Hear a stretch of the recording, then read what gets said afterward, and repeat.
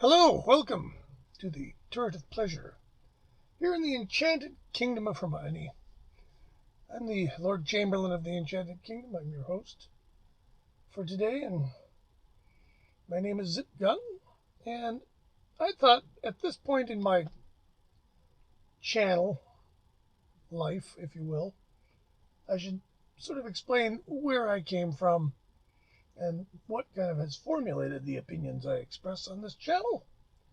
So I've been doing a little series called My Musical Journey. And I did part one. Part one largely revolved around, but not inclusively, it wasn't completely exclusive. It was mostly about the Beatles. And the Beatles remained, well, they exploded onto my world in 1964. Right up to the end, they were pivotal. They were amongst my very favorite bands. Even right at the end, even Let It Be, which I didn't really like that much. But they were the guys. And they were pretty much without any, there was nobody near them. Until I heard another band on the radio. And they started getting popular as well. Kind of in tandem. They were slightly more bad boy image. And by the time I really got into them, I was forbidden to buy their records by my parents because I was fueling their drug habits, apparently. And of course, that band naturally would be the Rolling Stones. And I got into the Stones. It would have to have been 65. Satisfaction was on the radio. The Last Time was on the radio. And both those songs, pretty cool songs in those days. And I had an auntie and uncle, Auntie Ruth and Uncle Norm. Uncle Norm sadly just passed away a couple of days ago. And I used to hang out at their place a lot. And they had their youngest daughter who was in her teens, and she had some pretty cool records. Remember, I was just a kid. I didn't have money for records. Very little. And so she had some records I'd never heard, and one of them was Out of Our Heads by the Stones. And I thought that was the coolest record. I especially liked I'm All Right, which is essentially just a rave. I mean, it's almost nothing. But the excitement of the recording, and it just really got me going. And there's some good stuff on that record. So that was kind of where I got into the Stones. To this day, I don't think I've ever played 12 by 5, Now, or the first album all the way through once. I've heard their songs and stuff, but the one I really got to know was Out of Our Heads. And from there, I sort of took off and really got into them because remember, I'm a weirdo. I have to always emphasize this. I'm that weird kid. So when they put out Satanic Majesties, I thought that was the coolest record ever. And I still think it's adorable. It's kind of dumb. And there's a lot of things, that haven't dated well. The free improv jams are kind of, they're fun in the car, I'll tell you. And the Stones, I've never really stopped liking the Stones. They kind of faded in my importance of things. But they're pretty much incapable of making a bad record. I mean, I can't really think, bad records. Emotional Rescue's not very good. Undercover of the Night's not very good, But they've all got a song or two on them. And even them just going through the motions is pretty good rock and roll, even though now they're all about 1 million years old. And so in about 65, it got to the point where for Christmas, I would get a record. For my birthday, I would get a record. So for Christmas, I get the Beatles record. Because, of course, they were releasing records for Christmas. And then for my birthday, which was 2 months later, I'd get the new Stones record. And so that was sort of the happy balance for a couple of years. And anyway, I figured I'd go through. Now, this is all I've got left from all the records I bought. I got a few 7-inches. I loved some of the Stones 7-inches. 19th Nervous Breakdown has a B-side called Sad Day that I just love. And there's, of course, We Love You, which was Dandelion B-side. They were good. They had some good B-sides. But what I've got now in the collection, and this is a lot of stuff, my Stones records all kind of disappeared. Since then, I've reestablished, this is the CD.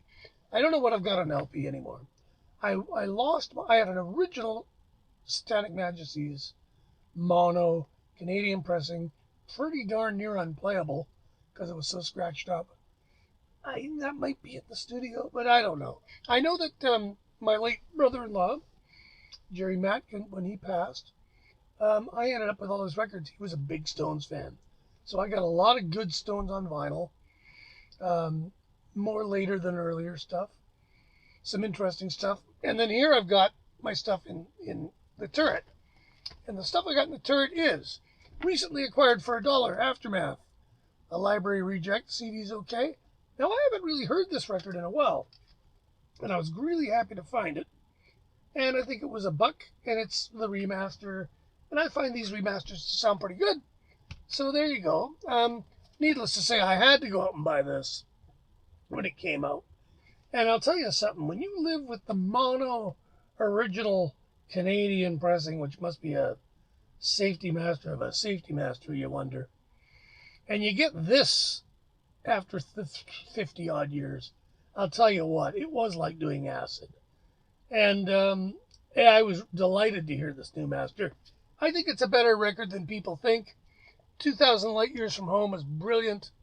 On With the Show is the weirdest song they ever did, almost. Fucking strange. And then there was this, and I bought the original Canadian version of this. May still have it somewhere. The white cover. This was the terrible cover. No, little children, we can't. Inside of a toilet. Oh, jeez. But I bought this at Cunningham Drugs. Cunningham Drugs was really a weird place. They all got bought by Shoppers Drug Mart. But they were my source, believe it or not, for a lot of records. And they were just in the neighborhood drugstore. But they had, first of all, they had a bin full of singles. 25-cent singles. Singles were $1 when I was a kid. 4 weeks allowance. A lot of money. Got to save up for a month to buy Hey Jude when it came out. But if you got a spare quarter, you can go buy, now these are the ones I remember buying. Ride My Seesaw by the Moody Blues. You Wouldn't Listen to Me by the Ides of March, which is a great forgotten single. Crossroads by Cream, Passing the Times on the B-side. I'm Free by The Who with We're Not Gonna Take It on the B-side. Pinball Wizard by The Who with The Amazing Dogs Part 2 on the B-side. And what else did I get out of there? There was a lot of good stuff. It was all stuff that had kind of not really been big hits. And it kind of made it in there, and then it kind of dropped out. And then the rack jobbers would just send it all off to Cunningham Drugs for $0.10 each. And Scotty was there with his quarter every week. And I bought a lot of these. I think I might have got 19th Never Breakdown there, because it kind of fell off the charts. If you've never heard, this is one of the great rock and roll records of all time, Beggar's Banquet, possibly their best record. What do you say about it, boy? You know, it's really blue. It's got a lot of their blues roots in it, and it's got a couple of big singles. Street Fighting Man's a big single, great sounding single, just really neat. Sympathy for the Devil is, what do you say? It's super famous. There's 2 big long songs on this. Jigsaw Puzzle, Salt of the Earth. Now, when I was a kid, I remember these being long. Really, and long was cool because it was weird. And Brian Jones kind of gets a chance to, maybe his last chance to really stretch his wings. And, you can't go wrong with that one. Another one I found the other day for $1, Library one, Let It Bleed. First record with Mick Taylor. I think Brian's on one song.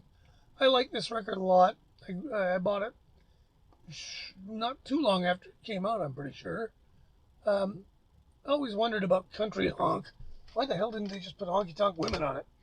Not too long after that, they did this record, which everybody knows is the record that if you have a used copy of it, there's a little gouge out of the middle of it where the zipper would be if it was lowered. Great record. Again, what do you say about these? This was basically Mick Taylor, his first real showing with the band. They had finally gotten out of Klein's grip, started their own label with Ahmet Erdogan, and they went on a pretty good run here. This probably, though, is the best of that run, I think. So, good record. And Mick Taylor's probably finest moment with the band. What the hell is this? I've got what? Is this one CD? God, I'm going to admit, I have no idea. This might be the whole thing. Now, I'm not the biggest fan of Exile on Main Street. I don't know where this came from. This may well have come from the collection of Mr. Michael Kopp. 18 songs. There it is. Exile on Main Street. This record I still haven't gotten into. I listened to it episodically. I really like Sweet Black Angel. Part of it just sounds really sort of, I don't know, heroin-y, I guess is the best word. I didn't even know I had this, to be honest. So, that's interesting. Okay, then you got one of the millions of Expedient Live records. You don't really need this. Is there anything on this that's any good? High Wire, Sex Drive, what the hell? I don't know. This was probably in a free bin somewhere. They start with Start Me Up. Of course they do. And you know what? It's still not half bad. As is this. Now, this I think was Starbucks put this out. And it's odds and sods. It's a lot better than Metamorphosis, I'll tell you that.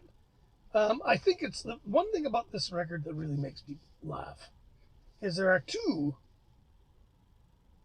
pictures of the Stones playing music, it appears. Mick is rather sensibly playing a Fender Jaguar, but there doesn't appear to be a bass player in the shot. Maybe he was somewhere else on the stage. Again, this is like, I should hate this, but it's actually really good. It's got lots of good stuff on it. It doesn't cohere, but you know, what do you expect? And then there's Stripped. Stripped. Which is exactly what it says, and these guys can do it. They can pull it off. Not a half bad record to go. I was very surprised how much I liked it. Voodoo Lounge. This is one I've not listened to a lot. And in fact, we're getting to the place where I have trouble telling these apart. But I'll tell you again, this one I probably listened to least out of all of these. This was where did I find this? Live version of Gimme Shelter.